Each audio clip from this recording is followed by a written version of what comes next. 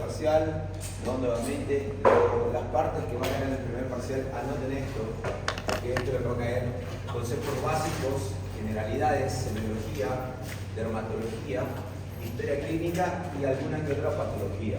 Estoy diciendo una que otra, porque vamos a ver distintas en sí, pero el próximo parcial vamos a ver netamente patologías. ¿Muy bien? Entonces, sáquenle foto, vean lo que tienen que hacer. ¿Listo? Tuvimos un pequeño examen de 3 semanas para ver cómo estábamos en el nivel, no valía nota por si acaso para los que vinieron.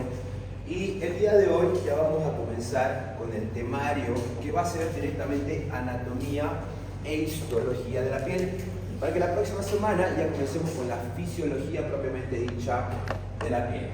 ¿Alguien tiene una duda hasta acá, por si acaso? ¿Ninguna? Muy bien. Si no hay más dudas, comenzamos con el tema. Doctores, cuando hablamos de la piel, recordamos de que este va a ser el órgano más extenso de nuestro cuerpo. Si bien es dentro de la histología, a veces la nombramos como un tipo de tejido, nosotros para el estudio lo vamos a llamar órgano. ¿Y por qué lo vamos a llamar órgano? Porque este va a cumplir distintos tipos de funciones, cosas que nos van a ayudar, ya sea en creaciones como la vitamina D, ya sea como en la termorregulación, como protección, y aparte de eso, también nos va a ayudar dentro del mecanismo de defensa mediante agentes externos. Recordamos, doctores, que dentro de nuestro planeta existen millones y millones de bacterias, virus, parásitos, hongos. Si no tuviéramos la piel, estos elementos, estos microorganismos ingresarían rápidamente a nuestros tejidos y podrían colonizarlos y así nos podrían llegar a destruir. Entonces nuestra piel es nuestro método de protección. De la misma manera, doctores, vamos a hacer como si fuera una capa. ¿Y se acuerdan cuando estábamos hablando en epidemio, por ejemplo, cuando estaban hablando en infecto? Vamos a poner como ejemplo una bacteria o una célula. ¿Se acuerdan que todo tipo de célula bacteria tiene una pared? ¿Sí? Y esta pared de la misma manera hacía la protección. De lo mismo, la piel va a ser como si no fuera nuestra pared frente a los otros agentes externos. Muy bien, pongámoslos así y asimilémoslo. Por ende, miren qué es lo que nos dice la literatura. Si nosotros agarraríamos y sacaríamos el tejido de la piel de una persona aproximadamente de 1,70 m, que es la medida promedio, pudiéramos llegar a tener entre 1,5 m y 2 metros de piel. ¿Vieron, por ejemplo, cuando tenemos las vacas y sacamos la piel y ponemos como piso? ¿Sí? Si queremos hacer de una persona, tendríamos un piso de 1,5 m a 2 metros, ¿no? Ya saben vender eso, mentira. ¿Okay? No hagan eso nunca, ¿ok? Pero más o menos esa es la extensión de nuestro tejido. Entonces, por eso mismo decimos que es un órgano bastante extenso para nosotros. De la misma manera, doctores, la piel va a tener 3 capas muy importantes y estas capas es importante saberlas. Si bien avanzaron tal vez con histología, tal vez la avanzaron, ¿no? ¿Qué pasó con el doctor Castedo acá? ¿Qué pasa con el doctor Castedo? ¿Sí? Siempre se enfoca bastante en estas partes, ¿no? Cuando vamos a ver en estos 3 tipos de capas, vamos a darnos cuenta que existen 3, una superior, una media y una inferior. En algunas literaturas, doctores, solamente mantienen 2 capas. En otras literaturas la mantienen como 3 capas. Ahora, ¿el por qué? La primera capa superficial la vamos a llamar de epidermis. Una capa bastante fina que van a dividirse posteriormente en 7 capas. En un instante más vamos a hablar cuáles son las 7 capas. Pero una capa bien fina. Tenemos la dermis, doctores, que es una capa mucho más amplia, aproximadamente mide entre 0,5 a 1 milímetro de espesor, es muy finita, pero por ende varias estructuras van a comprar esta región. Aquí en la dermis, doctores, es donde se van a encontrar los mayores tipos de elementos que componen la piel. Bien, entonces la capa más gruesa que podríamos decir. En algunas literaturas les dije que solo había las 2, epidermis y dermis. En otras, doctores, mantiene la tercera capa y esta tercera capa la vamos a mantener como la hipodermis, abajo, hipodermis. Y esta hipodermis está compuesta de mayor cantidad de tejido adiposo. Otras literaturas la hipodermis la van a llamar como tejido subcutáneo. Bien, subcutáneo. Bien, ¿ya pasado un fármaco? ¿Sí? ¿Sabrán que un fármaco, hay unos fármacos que podemos colocar subdérmicos? Los subdérmicos va a ser en esta región, en la hipodermis propiamente dicha, que nosotros vamos a aplicarle. ¿Se entendió, doctores? ¿Sí? ¿Dudas, preguntas hasta acá? ¿Me voy a explicar? Bien. Ahora, pasando a la epidermis, vamos a ver que la epidermis, ¿no? Les dije entre 5 y 7 capas, vamos a las 5 primeras. Estas 5 capas vamos a tenerlas por distinta manera. Pero, doctores, esta capa de la epidermis va a comenzar a cambiar aproximadamente cada 21 a 24 días. Eso quiere decir que cada 24 días tenemos nueva epidermis propiamente dicha. Pero ¿qué es lo que ocurre en esta situación? Doctores, estas capas de la piel van a tener células específicamente que los vamos a llamar de queratinocitos y las células de no queratinocitos. Bien, queratinocitos y los no queratinocitos. Estos queratinocitos, doctores, van a ser las células que van a comenzar a crearse. Bien, todo esto recuerden que es la epidermis y aquí está la dermis. Estos queratinocitos van a comenzar a crearse en la región basal. Bien, esta primera célula basal también la podemos llamar. Y esto a medida que van pasando los días, en torno de 2 a 3 días, va a pasar a la segunda capa más superficial. Y esta segunda capa la vamos a llamar la capa espinosa. Es tanto que el nombre de la célula, que era célula basal, ahora se cambió a célula espinosa. Capa basal, capa espinosa, célula espinosa. ¿Me siguen? ¿Sí? Ahora, esta célula espinosa, de la misma manera, pasa unos 2-3 días y va a ponerse una capa más superficial. Y esta otra capa superficial va a ser la granulosa. Pasa a esta región. Pero miren qué es lo que ocurre hasta aquí. Miren que aquí la célula estaba completamente con todos sus elementos, su núcleo correctamente. Cuando pasa la célula espinosa, medio que se está comenzando a alargar. ¿Y por qué está comenzando a alargarse este tipo de célula? Porque está envejeciendo en sí.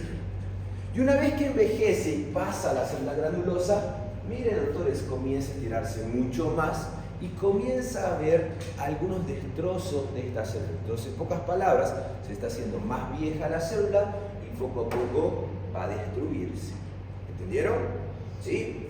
Una vez que llegue esta capa granulosa, esta célula va a pasar a la otra capa, que va a ser la capa queratinizada.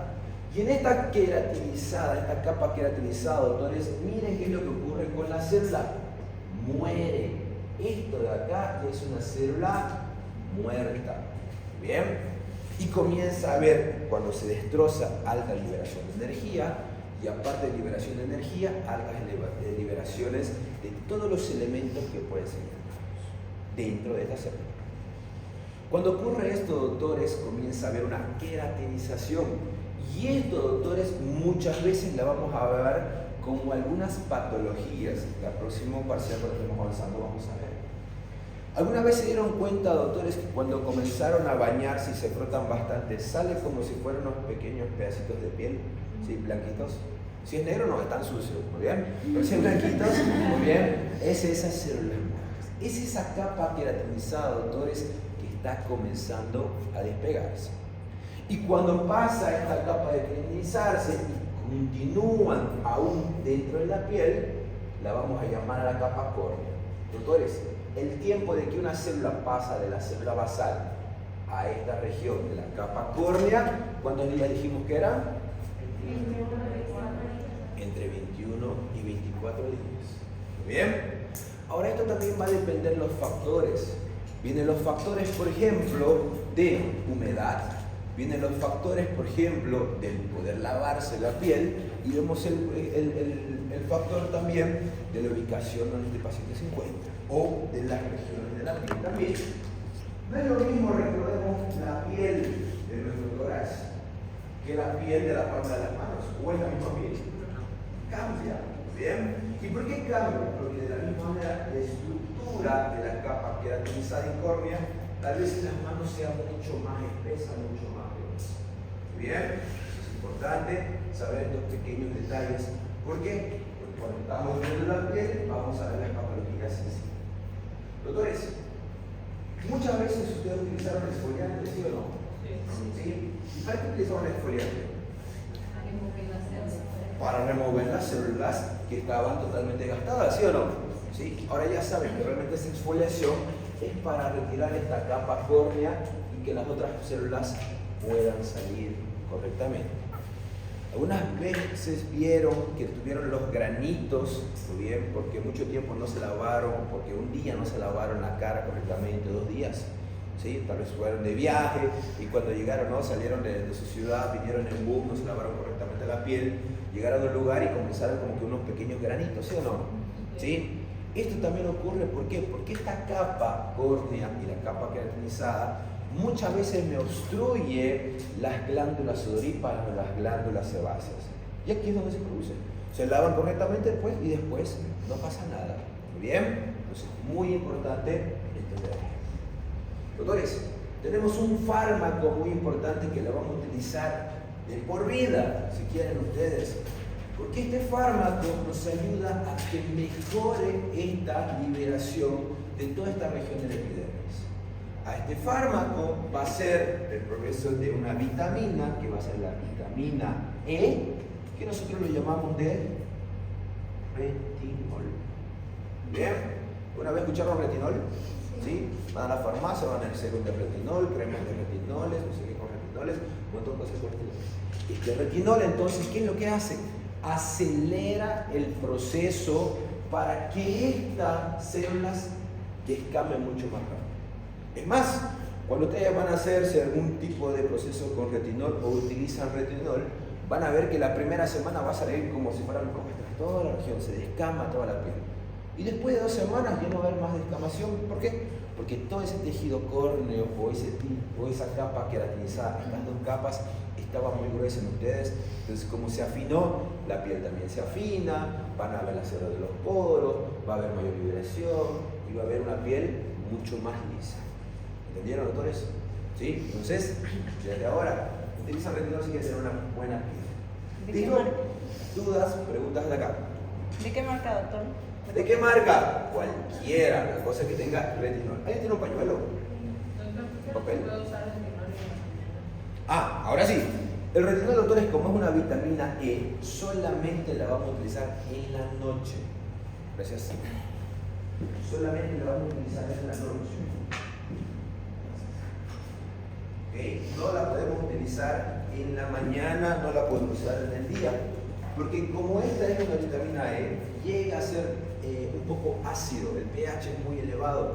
Si el paciente lo utiliza en la tarde o en la mañana y tiene efecto de rayos ultravioletas o los rayos solares, puede llegar a empeorar, lesiona mucho más esta región, y no es una parte la región de la epidermis, sino puede pasar a la dermis y ahí puede existir hasta manchas muy hipercromadas, ¿lo bien? Como también puede ser algún tipo de cicatrices, es decir, solamente en la noche. ¿Okay? Vamos a hablar un día específicamente del retinol cuando estamos hablando de las patologías. ¿Listo? ¿Dudas, preguntas nuevamente? ¿Quién? Vamos. ¿Qué forma de gel, pomada? Hay crema que hay cero. ¿Muy bien? No más recomendable cero porque existe muy buena absorción de la piel, ¿no? Y aparte de eso me ayuda para poder lavarse más rápido. ¿Listo? ¿Sí? Bueno, estamos en la clínica, se lo voy a mostrar. ¿Muy bien? Ya tenemos la parte del cero. ¿Cómo actúa el retinol en la célula queratinizada? Ok, al momento que el retinol ingresa dentro de la piel, que aquí estamos, aquí colocamos el serum, toda esta región, el serum va penetrando todas estas células. Bien, y como esta parte de la región queratinizada y la capa córnea se desprende rápidamente, muy bien, ¿qué es lo que va a ocurrir? Nuestra piel detecta que está viendo liberación de esta piel. Y si está viendo liberación de esta piel, ¿qué dice la piel? Ah, bueno, tenemos que procesar, acelerar este crecimiento porque estamos perdiendo. Y eso es lo que me acelera el crecimiento, ¿no? Entonces, lo que se creaba entre 21 días, 24 días, podemos llegar a que la creación de estas capas sea hasta en 7 días. Imagínense, cada 7 días renovando la piel, entonces, totalmente una piel nueva. ¿Listo? ¿Sí? Algo muy importante. Bien. De la misma manera, doctores, el retinol no se utiliza todos los días, por si acaso. Es un día sí, un día no, un día sí, un día no, cosa que la piel pueda hacer su proceso natural, pero sí acelerado. ¿Bien? Ok. Entonces lo que dijimos, ¿no? La célula espinosa, la célula granular, la célula córnea, ¿no? La capa espinosa, que es la parte más externa, dijimos, los queratinocitos tienen forma más polidráicas, se unen a través de los lisosomas, ¿no? Dentro de los términos histológicos, podríamos decir, lesiones que causan erosión en la piel o las ampollas. Miren acá. Nosotros tenemos, doctores, algún tipo de quemadura, por ejemplo, del primer, segundo grado. Aparece una ampolla, ¿sí o no? ¿Sí? ¿Qué lesión va a ser la que va a afectarse entonces? La región de la capa espinosa. Entonces hasta aquí puede ser lo que puede ocurrir. La quemadura no solo me afectó acá, sino hasta aquí. Y esto es lo que me va a crear las ampollas. ¿Bien? Es muy importante. Vamos a ver la próxima, se llama así porque tiene los gránulos de queratinina, a través de esas van subiendo para que se vayan aplanando. Lo que le dije, ¿no? Se van estirando poco a poco, se aplanan y se mueren. Una célula bien plana. ¿No? Y la última, capa granular o córnea, se encuentra en el extracto lúceo, que solo estas se encuentran más que todas en las palmas de las manos y en las palmas de los pies. Lo que les dije hace un instante, ¿será que es la misma piel la región del tórax que de la mano? No, la de la mano se nota que es más gruesa. ¿Y por qué es más gruesa? Porque tiene mayor cantidad de capa queratinizada y capa córnea, mucho más gruesa. ¿Listo? Bien, esto simplemente para poder tener una idea. De todas formas, lo que quiero es que ustedes entiendan cómo funciona la piel prácticamente. ¿Se acuerdan que la parte de la epidermis teníamos los queratinocitos y los no queratinocitos, ¿verdad? Los no queratinocitos también le vamos a llamar de células de la melanina o los melanocitos. Bien, esta célula, doctores, es la que más tenemos que estudiar porque esta célula es la que muchas veces puede mutar y se convierte en el cáncer de piel. Esta célula también puede haber dos tipos de alteración. O llega mucho factor de rayos ultravioleta y comienza a crear mucha melanina, como también va a haber menos cantidad de rayos ultravioleta y disminuye la melanina. Vamos a ver distintas patologías también. Pero bien, estudiemos esta célula. Cuando vamos a hablar de esta célula, vamos a decir que estas se van a ubicar en la capa del epidermis. Entonces, nuestro pigmento, doctores, no se encuentra en la dermis y sí en la epidermis. ¿Bien? Ese calorcito que nosotros tenemos, un poco más canela, un poco más oscuro y todo eso, dependen de estas células. Vamos a ver qué es lo que nos dicen. Estos tipos de células, doctores, no tienen uniones y se quedan en la capa basal del epidermis. Entonces, eso quiere decir, doctores, que no se une con la región de la dermis. Es más, estos tipos de células, doctores, no tienen irrigación directa. Eso quiere decir que por perfusión recién va a llegar la sangre y va a depositar en estas células. ¿Bien? Miren qué es lo que nos dicen los libros. En la histología se ven como unas células redondas y tienen como unas dendritas. ¿Se acuerdan las neuronas cuando estaban avanzando el neuronato? ¿Sí? Teníamos núcleo, dendritas y axones. Las dendritas eran como pequeños tentáculos, ¿sí o no? ¿Sí? Lo mismo va a ocurrir en esta. Miren qué nos pasa. Tenemos nosotros la célula propiamente dicha, el núcleo y las dendritas. Muy bien, estas dendritas. Pero ¿para qué sirven estas dendritas? Estas dendritas, igual como las dendritas de las células neurales se comunican con otras, estas igual va a haber otro melanocito acá y se va a juntar con esta otra. Muy bien, entonces pasa información en sí. Ahora, al momento de que nosotros vamos a ver este tipo de células, el rayo ultravioleta ingresa en la región de la epidermis, muy bien, ingresa a la epidermis, pasa la tapa córnea hasta la región basal, y una vez llega este rayo ultravioleta a este melanocito, el melanocito capta si existe mucha radiación o poca radiación. Si existe mucha radiación, esta es nuestra primera célula de protección frente a estos rayos ultravioleta. Comienza a crear altas cantidades de melanina, porque estas dendritas son las que captaron la señal. Captan la señal, mandan la información al núcleo, el núcleo confirma de que realmente es rayos ultravioleta y vuelve a enviar información a las dendritas. Muy bien, solo que el envío de información ya va a ser en cuestiones de melanina. Muy bien, Melanina, doctores, es la sustancia que esta célula crea para dar el pigmento. ¿Comprendieron hasta ahí? ¿Sí? Melanocito, la célula, célula. Melanina, la sustancia que esta célula crea, gracias a nuestros rayos ultravioleta. Una vez llega, muy bien, a crear altas cantidades de melanina, como envió la melanina, también pasa la información a la otra célula y la otra célula comienza a crear melanina. Y así sucesivamente se comunican entre todas estas. ¿Bien? Ahora miren qué es lo que nos dice. A esto, a través de estas se pasa la melanina a otros melanocitos, lo que les acabo de explicar. Muy bien. Y a esto se denomina la unión de la melanoepidérmica. Bien. Ustedes muchas veces van a verse que cuando se broncean no es una línea definitiva, por más que se hagan esos bronceados de fichilla, ¿no ves? ¿Ves? ¿Conocieron esos? ¿Sí? Doctores, no es una línea recta, siempre va a haber una pequeña difuminación. Y esta difuminación, doctores, ¿es por qué? Porque pasa la información a la otra, pasa la información a la otra. ¿Entendieron, doctores? ¿Sí? Pasa la información, entonces es todo lo que nos hace. Ahora miren, cada célula de los melanocitos puede tener interacción hasta entre 30 y 40 melanocitos alrededor. Pues imagínense cuántos de estos tentáculos tuvieran, ¿no? De 30 y 40 aproximadamente. Ahora, su función de esta célula, como les dije, crear melanina, crear protección frente a estos rayos ultravioleta y lógicamente, si tenemos más melanina, podemos estar mucho más tiempos expuestos al sol que no nos va a llegar a quemar. Y si tenemos una persona que no tiene melanina, vamos a ver una persona que, bueno, pues va a estar un tiempo en el sol y comienza a arderse demasiado. ¿Muy bien? Primera cosa.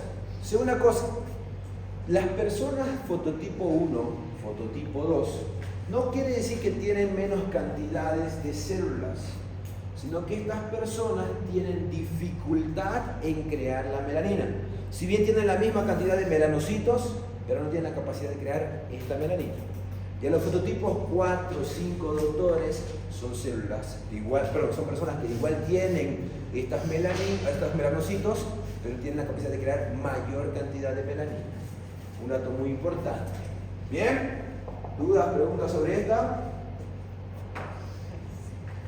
¿Está correcto todo? ¿Sí? Sí. Bien. Ahora, tenemos una patología que les dije, ¿sí o no? ¿Sí? Que es el cáncer. Este cáncer, doctores, es cuando esta célula va a llegar a mutar.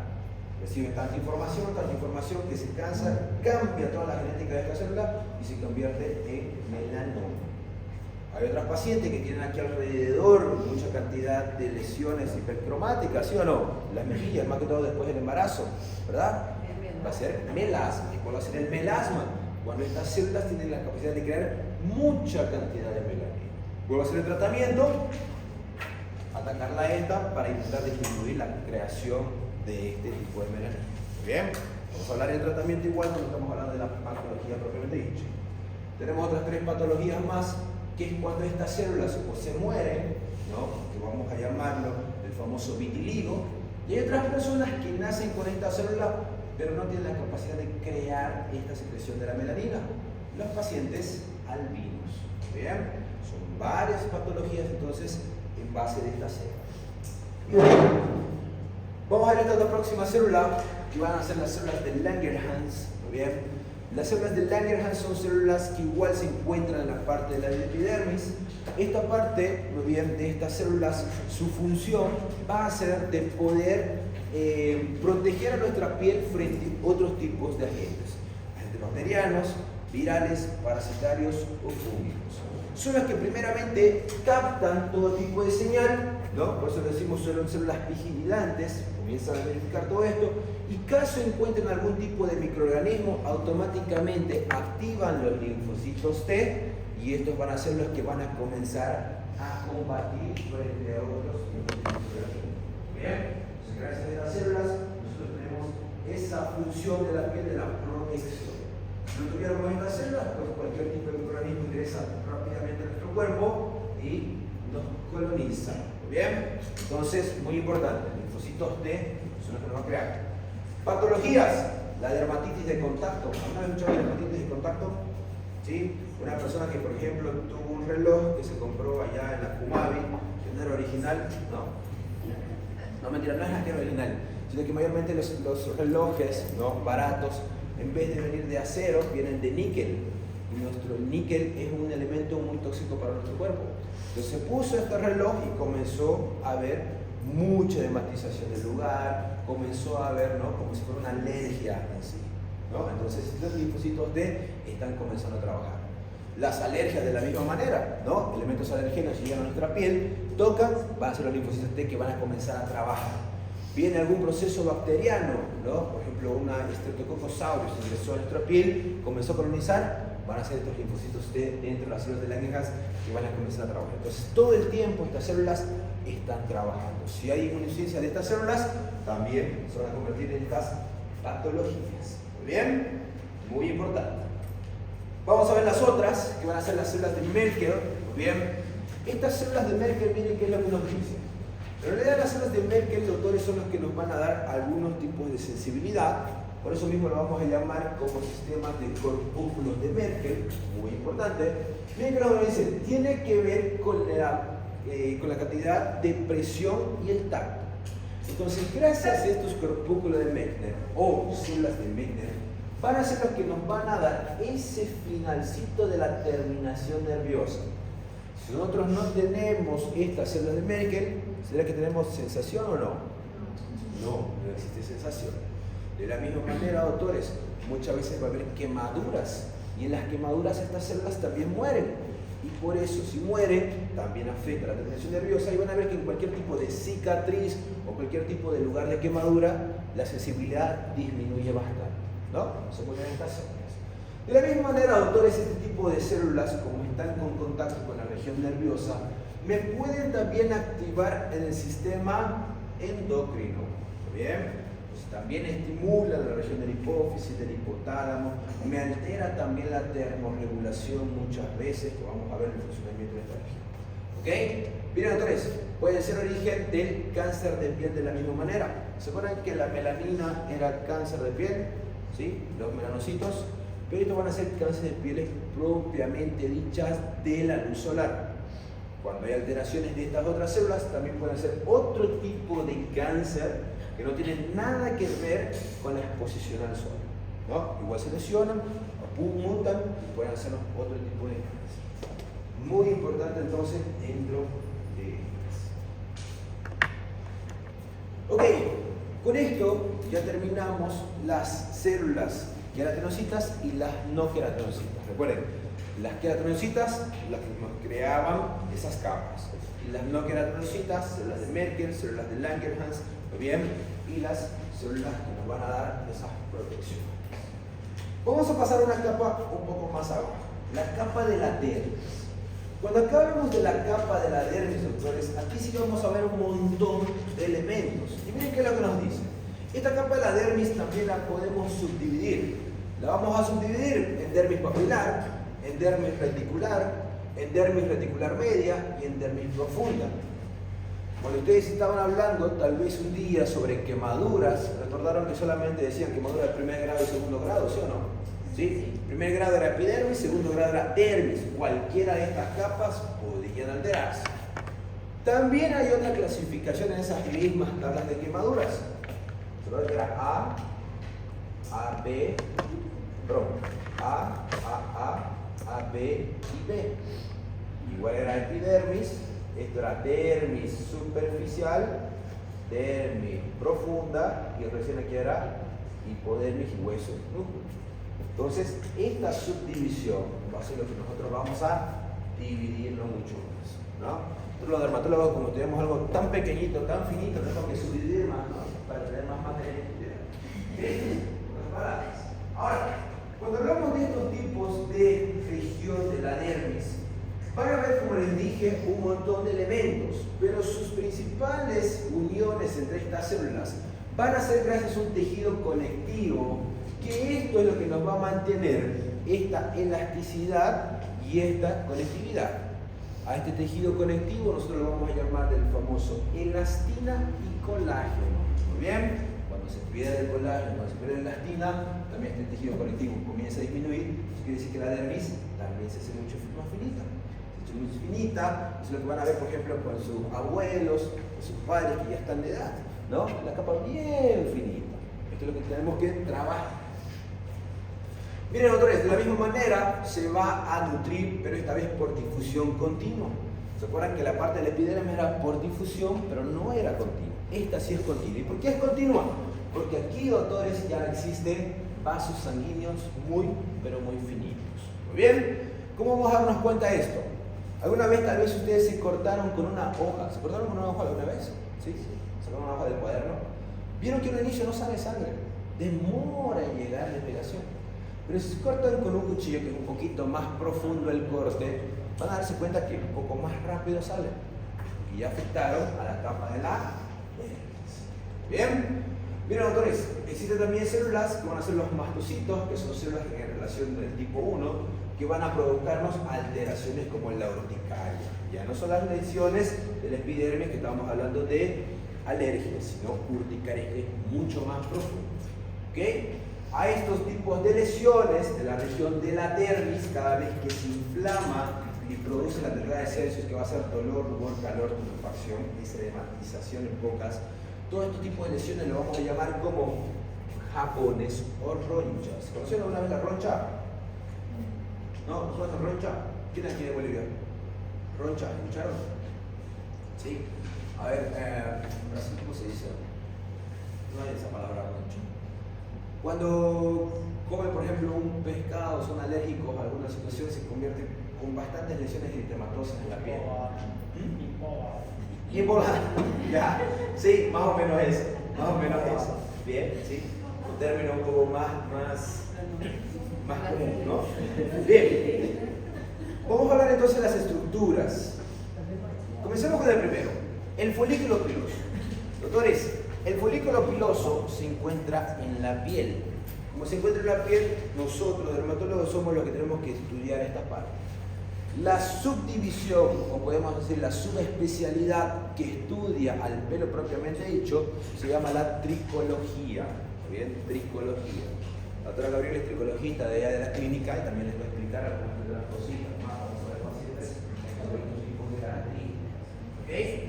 Cuando hablamos de este tipo de folículo piloso, entonces tenemos que darnos cuenta, o tenemos que saber las áreas específicas de cada una de estas o la división. En realidad el folículo piloso, doctores, lo vamos a dividir en folículo propiamente dicho y el pelo. Muy bien. Este pelo, doctores, demora en salir en aproximadamente 3 meses. Muy bien. El pelo, todos los pelos, tienen un ciclo de vida. Comienza a crecer, hace su tamaño máximo y después de unos 3-4 meses se cae. Por eso mismo van a ver que es normal que vean cabellos por ahí, ¿no? En el piso. Ahora, no es normal que existan demasiado. Aproximadamente tienen que salir entre 100 y 150 cabellos por día. ¿Bien? 150 cabellos por día. Es normal. Si sale más, ya se llama otro tipo de alopecia. Bien, que es una inflamación, una infección de esta región del folículo. Bien, pero lo normal es que salga entre 100 y 150. Si bien de nosotros los hombres es muy difícil poder observarlo, como los cabellos son más pequeñitos, no lo vemos tanto tiempo tirado por el piso, ¿sí o no? Pero las mujeres es mucho más notorio porque los cabellos, ¿no? Parecen así, larguísimos, ¿no? Entonces tienen mayor cantidad de volumen, es mucho más visible. ¿Bien? ¿No? Muchas veces igual las mujeres comienzan a peinarse y va a haber harta secreción. ¿Cómo se llama la parte de arriba del folículo? Bien, a esto nosotros lo vamos a llamar folículo piloso propiamente dicho y este es el pene. También tiene otro nombre, vamos a llamarlo de bulbo. Bien, bulbo. ¿Ok? ¿Perdón? No. El folículo piloso, esto podemos llamarlo folículo piloso propiamente dicho o folículo, como también lo podemos llamar de bulbo. Bien, y esto, pelo. Nombre correcto, pelo. Bien, ahora, todo tipo de folículo piloso tiene 2 elementos muy importantes. Tiene un músculo, por si acaso, por aquí va a estar el músculo. Bien, y este músculo se llama músculo erector del pelo. Bien, músculo erector del pelo. Por ejemplo, cuando ustedes tienen un escalofrío, usando el portugués, ¿se levantan los pelitos, sí o no? Sí. Cuando se respiran, como se dice, ¿no? Se levantan los pelitos. ¿Qué músculo se activó? Músculo erector del pelo. Y este músculo, doctores, está ligado o está conectado, se podría decir, con nuestro sistema termorregulador. Cada vez, doctores, que nosotros tenemos un aumento de temperatura, fiebre, ¿no te escalofríos, sí o no? Su función, doctores, va a ser de que este pelo, en vez de que esté así echadito, se pare, se erecte, en pocas palabras, ¿muy bien? Y el sudor que va a ser expulsado para disminuir la temperatura, se agarra de aquí, ¿muy bien? Se queda acá el líquido del sudor. Con esto, doctores, va a haber un pequeño ventarrón, y este ventarrón hace que este líquido, que este sudor, se enfríe y también nos enfría la piel. Por eso van a darse cuenta que están con fiebre, viene ese escalofrío, doctores, y después sienten un frío muy fuerte, que se disminuye la temperatura. Muy bien, termorregulación. Entonces, tiene una función. También tiene otro órgano muy importante que ahorita lo vamos a hablar, pero eso les digo, va a ser la glándula sebácea. Muy bien. Tiene una glándula sebácea y por eso todo cabello siempre va a ser un poco grasoso. Por eso hay que lavarse el cabello todos los días. Es mito decir, no, porque se me cae el cabello y yo tengo que lavarlo un día sí, un día no. Hay mujeres que se lavan una vez a la semana porque piensan que se va a caer menos. No, el cabello se lo lava todos los días. Es mito de que si yo me lavo más el cabello se cae. ¿Está bien? Hay que lavarse todos los días. Ahora, ¿por qué hay que lavarse todos los días? Recuerden, doctores, que aquí hay sebo, ¿sí o no? ¿Sí? Si este sebo va a expulsarse, no se expulsa afuera, se expulsa al folículo piloso.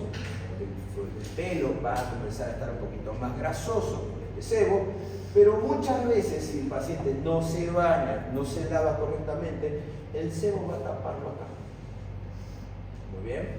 Y esto es lo que nos va a producir muchas veces, muy bien, las enfermedades sebáceas, ¿no? Aparte de que el cabello sea muy grasoso, esto también va a hacer de que esta región pueda comenzar a crearse infecciones o inflamaciones. ¿Alguna vez escucharon la caspa? ¿Sí? La caspa. Cuando hablamos de la caspa, doctores, puede haber dos problemas. Uno, o esa capa de la piel que estábamos diciendo que se comenzaba a liberar, como el paciente no se lava correctamente, no lo expulsa, y hay esa descamación excesiva, uno. O dos, puede haber problemas en esta glándula sebácea, que esta glándula sebácea está muy atrofiada y por eso deja muy seca la piel. Muy bien, y por eso hay esa parte de la caspa. Bien, vamos a hablar un día igual de estas patologías propiamente dichas. Bien.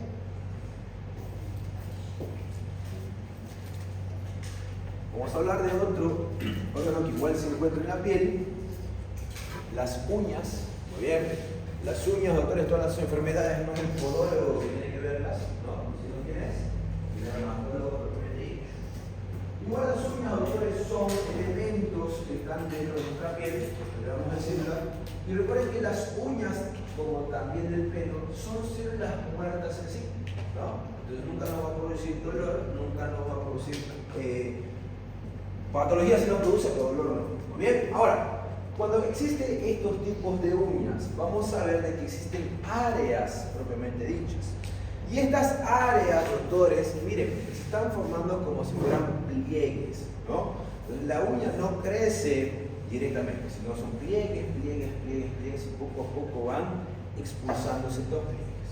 Bien, miren, doctores, el pliegue más proximal lo vamos a llamar el eponiquio. Bien, el eponiquio, doctores, sería esta regioncita acá. Si se dan cuenta, ¿no? Cuando vamos a observar acá, las mujeres se sacan la retícula, ¿sí o no? ¿Sí? Debajo de esa retícula, doctores, está el eponiquio. ¿Ven? Eponiquio. Entonces podemos ver lesiones en el eponiquio. No estoy diciendo ese colorcito blanquito, sino estoy diciendo el nombre de la región. Ahora, ¿será que es bueno retirarse la cutícula, sí o no? ¿Por qué se la saca? Porque es feo. ¿Sí? ¿No? Pero ¿cuál es su función de la cutícula? La cutícula en realidad es una medida de protección para nuestro cuerpo. ¿Por qué? Porque si se dan cuenta, vamos a ver acá, nosotros tenemos la capa de la uña, ¿no? Tenemos aquí el eponiquio, Y esto, doctores, es la piel. Ahora imagínense, aquí se encuentra esa cutícula. Si ustedes lo retiran, la cutícula, cualquier tipo de germen, cualquier tipo de bacteria, cualquier tipo de elemento va a penetrar mucho más rápido y puede hacernos hasta osteomelitis muchas veces. Bien, va a darse cuenta cuando ustedes van tal vez a un lugar para hacerse las uñas, se hacen las cutículas, ¿no? Si es que esa persona no lo esterilizó correctamente, va a comenzar inflamaciones. ¿Alguna vez que inflamaron? ¿Nunca? Suerte de ustedes. ¿Bien? Por eso mismo, doctoras, más de todos, chicas, ¿no? Eso es lo que va más. Cuando llegan a hacerse cualquier tipo de uñas a un salón, lleven sus propios elementos, cómprense, es barato, es caro. Si ustedes quieren, digan, no, hazme con esto. No, pero yo con los míos. No, hazme con esto. Hagan ustedes, llegan a casa y lo limpian. Colocan un bajo alcohol, lo dejan ahí medio de unas 2 horas, unas 3 horas y después lo retiran. Bien, nunca confíen en los elementos que están en estos centros. Porque puede ser que lo esteriliza, puede ser que no esteriliza, y muchas veces puede haber un corte, ¿sí o no? Sí. Y si hay un corte, por ejemplo, puede haber sangre. ¿Qué tal si la paciente tenía VIH positivo?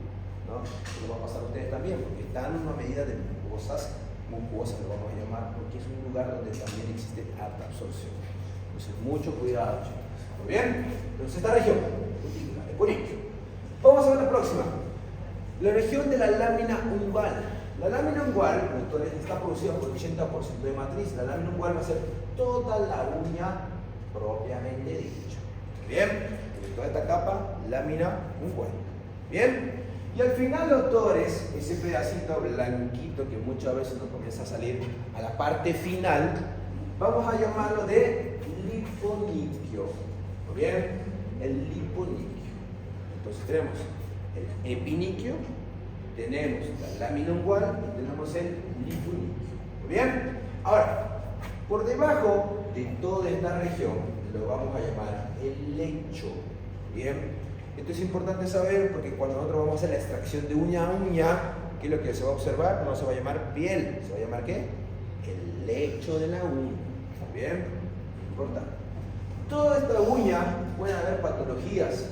Pueden haber patologías bacterianas, pueden haber patologías virales, pueden haber patologías parasitarias. Pero la uña, como es un elemento muerto, entonces son células muertas, estos tipos de bacterias, parásitos y virus muy pocas veces pueden penetrar, pero no nos van a producir tanta patología. Si no ingresa, está por una semana, como máximo 2 semanas, y se pierde. Si el elemento que va a comenzar a colonizar bastante va a ser el hongo. Y estos hongos son las patologías más fuertes que vamos a llamar.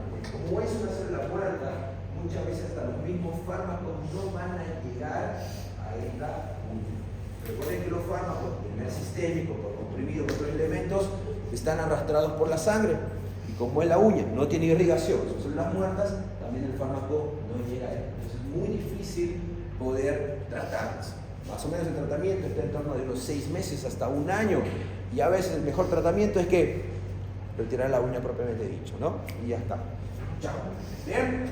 Y luego vamos a hablar un día sobre estas patologías, ¿no? Que lo vamos a dejar único. ¿Están lanzados, chicos? Casi. Medio segundo más. Ya terminamos. Cuando te arranca la uña, ¿sí puede crecer? Sí, crece. Siempre crece. Siempre crece. Hablamos de las glándulas sebáceas ahora.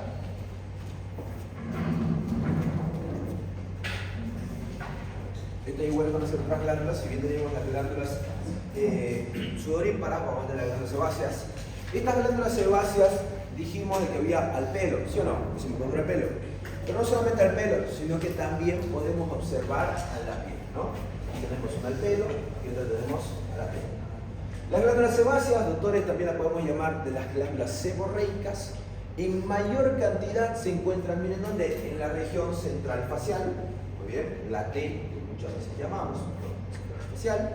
Vamos a encontrar en la región pectoral, muy bien, en la región pectoral, en la región intraescapular, en la parte de la espalda, y en la zona inguinal. Muy bien, estas 4 zonas van a ser las que más existen.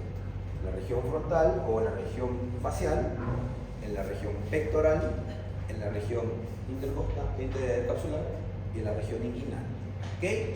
Esto es importante porque cualquier tipo de lesión de estas glándulas, vamos a ver que el acné mayormente, porque va a ser patología de esta, está en el rostro, está en la región pectoral, en la espalda y en la región inguinal, ¿sí o no? ¿Sí? Ahí es donde más produce el acné. Doctores, estos tipos de glándulas, su función va a ser expulsar el sebo, y el sebo, más que todo, es la liberación de toxinas, es la liberación de elementos tóxicos de nuestro cuerpo, pero también su otra función va a ser de lubrificación de nuestra piel. Entonces, por eso mismo tenemos que bañarnos todos los días para retirar este sebo. Si bien hablé hace un instante de acné, ¿qué es lo que ocurre en el acné, doctores? En el acné va a haber un crecimiento, aumento excesivo de sebo. Como el sebo es un elemento húmedo, ingresa una bacteria en este sebo, se queda atrapada, como si fuera una telaraña, se queda atrapada, e ingresa la bacteria a la glándula sebácea. Cuando llega a la glándula sebácea, aquí hace su colonización, y eso van a ser esos granos, ¿no? Que dice, ay, está un grano interno, un grano inflamado. Es la glándula sebácea que se inflamó. Bien, entonces hay que siempre, por eso hacer lavado, limpieza de piel y todo eso. Y cuando ustedes explotan un granito, ¿será que sale solamente líquido o no? Sale un sebo, ¿sí o no? Ese sebo que está allá adentro, que está encapsulado, que lo estamos expulsando. ¿Bien? Vamos a ver también estas patologías en... Doctor, entonces el acné que está inflamado, ¿es bueno tratarlo con antibiótico? Hay acné que se trata con antibiótico, hay acné que se trata directamente a la atrofia de este, ¿no? El otro día me dijeron isotretinoína, ¿verdad? ¿Sí? El famoso Rocutan. El Rocutan, su función va a ser atrofia de la glándula sebácea, ¿no? Entonces podemos atacar con antibiótico, podemos atacar directamente la glándula sebácea para atrofiarlo, o limpieza de piel, o simplemente lavarse el rostro y vas a evitar que quien provoca esto, ¿no? Ahora, también vimos, ¿no?, que había esa capa córnea que se quedaba siempre, ¿verdad? La misma capa córnea puede tapar esta región, el sebo no tiene para dónde salir y se inflama también, ¿no? Son distintos tipos de acné que existen, no solamente uno. Bien. Existen también patologías donde no va a producir mucha creación de sebo, ¿no? Dermatitis seborreica, entre otros. Las imágenes son bien interesantes. Vamos a pasar por la próxima. Van a ser las glándulas sudoríparas. Las glándulas sudoríparas también me pueden expulsar directamente hacia la región del pelo, pero su función, como les dije, es más que toda la termorregulación. Igual, el sudor tiene altas cantidades de sodio, ¿no? Por eso van a probar, el sudor es saladito, no a se le cae una gota en la boca. Bien, estos tipos de glándulas sudoríparas las tenemos de dos formas. Tenemos las glándulas apócrinas y las glándulas exócrinas. Bien, las glándulas apócrinas, miren qué es lo que nos dicen. Se encuentran más que todo en la zona axilar, inguinal y pliegues mamarios. Bien, hemos hablado de los pliegues mamarios, la región inguinal y en la región axilar. Es ahí donde más transpiramos, ¿sí o no? Sí. Un montón, todo el día. Ahora miren, no tiene funciones específicas, pero los científicos refieren que también puede existir una pequeña función que son en cuestiones de las feromonas. Dijimos que todos sudores tienen la función específica de la termorregulación, pero fuera esa, como dice, no tienen, pero puede ser las feromonas. ¿Quién sabe qué es una feromona?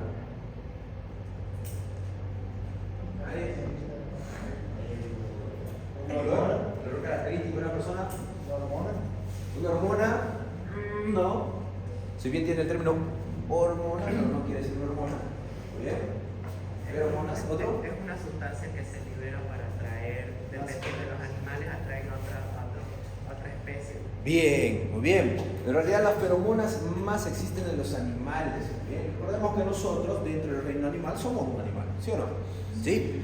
Igual tenemos feromonas, pero no son tan excesivas como, por ejemplo, los animales. Porque existe los animales, por ejemplo, los perritos, los gatitos, los que están en el tiempo de celo, comienzan a liberar altas cantidades de feromonas. Y estas feromonas, su función es atraer, lógicamente, que la hembra consiga atraer a los machos para que, bueno, se embarace y tenga la procreación. ¿Bien? Ahora, en el ser humano, si bien no existe mucha liberación de feromonas, muy bien, porque no está totalmente liberado, se nos refiere como si posiblemente va a darse cuenta, doctores, para hacer la prueba. Nosotros los hombres muchas veces vamos a ver a nuestra corteja, lógicamente, cuando nuestra corteja esté en etapa fértil, la vamos a ver también mucho más bonita. ¿Se dan cuenta? ¿No? Y cuando no, si bien está irritada, pero está más bonita. ¿Muy bien? ¿Okay? Pero después van a ver, no, está bien, la corteja sí es bonita, pero la tengo más. ¿Muy bien? Entonces existe esa atracción entre las feromonas. Bien, es un estudio que aún continúan, ¿no? Hacen relaciones a este lugar, pero seguimos en el estudio. ¿Okay? Tienen tesis ya, ustedes ya pueden ser investigadores de esas hormonas, ¿no? Tema de investigación. Vamos a ver acá. Estos de la misma manera ayudan a la producción de dihidroxiditis, ¿no? Supurativa. Eso quiere decir de que puede haber inflamaciones, infecciones también de la glándula sudorípara y nos puede empeorar. Hay una patología, doctores, específicamente de estas glándulas apócrinas.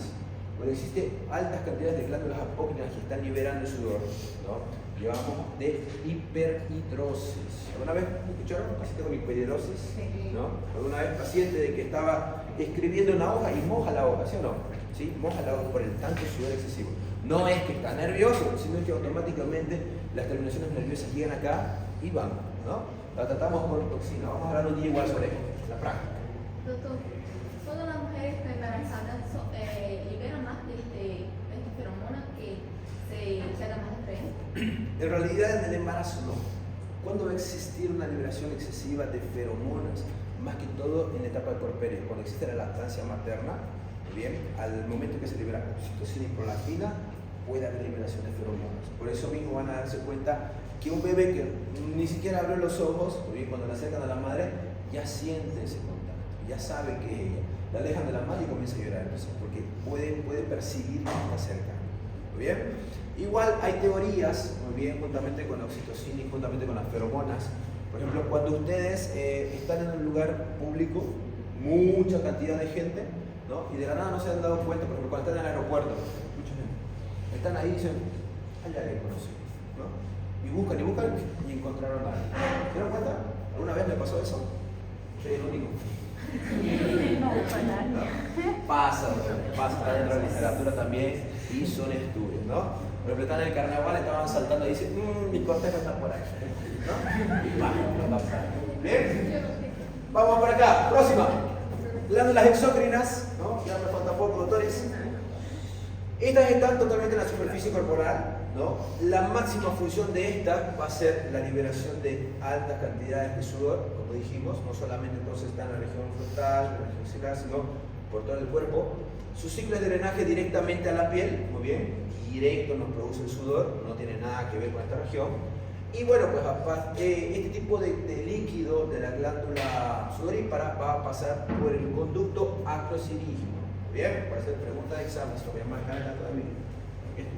Bien, la patología, doctores, que pueden existir en estos tipos de glándulas sudoríparas pueden ser la miliaria cristalínica, muy bien, la hiperhidrosis de la misma manera, miliaria rubra, ¿no? Brote por calor. ¿Escucharon alguna vez, ¿no? ¿Cómo se dice acá? Bolivia. Pitaí, gracias doctora, ¿no? El pitaí es cuando existen lesiones entre ellas. ¿Qué puede ocurrir? La misma glándula sudorípara, como tiene que expulsar afuera, esa misma capa córnea de la misma manera puede taparlo, y esto lo vamos a llamar de miliaria seborreica, como también la miliaria meníngea, o también puede ser ese pitaí, ¿no? El pitaí en realidad va a ser más que todo una inflamación excesiva por estos elementos químicos del sudor, ¿no? Entonces por eso se irrita bastante y puede ser, ¿no? Entonces igual vamos a hablar un día sobre esto. Estamos recordando, pasando bastante anatomía. Como les dije, doctores, la piel va a tener su irrigación por difusión pasiva, ¿no? Quiere decir que va a estar irrigado más que todo por la región del plexo superficial y el plexo profundo. Entonces viene de la parte de la dermis, y eso es la hipodermis. La sangre con vasos de grueso calibre van a disminuirse en la región de la dermis, y en la epidermis, recuerden que ya no llega a vasos, sino pasa poquito a poco la sangre y puede mejorar, ¿no? Y tenemos el plexo profundo, que se ubica entre la dermis reticular y el tejido subcutáneo. Son esos vasos sanguíneos entonces un poco más gruesos que estamos diciendo, ¿no? Lo que explicamos en Islam. Y Esto, doctores, va a ser lo que van a estudiar para la próxima semana, porque cuando estemos hablando de la fisiopatología, vamos a hablar sobre esto, ¿no? La parte de la siguiente clase. Cómo existe la protección, cómo existe la creación de la vitamina D, la termorregulación, la absorción y excreción de sustancias, el sentido del tacto sensorial y el sistema de defensa. Bien, doctores, ¿dudas, preguntas de la clase de hoy? ¿Ninguna? Doutor, vai enviar a diapositiva? Poderia enviar a diapositiva? No, ya, hoy viernes. ¿Ya? Ok, chicos, no me entregaron la lista todavía, entonces quiero que pasen una hojita, ¿no? Pongan su nombre y me lo entregan.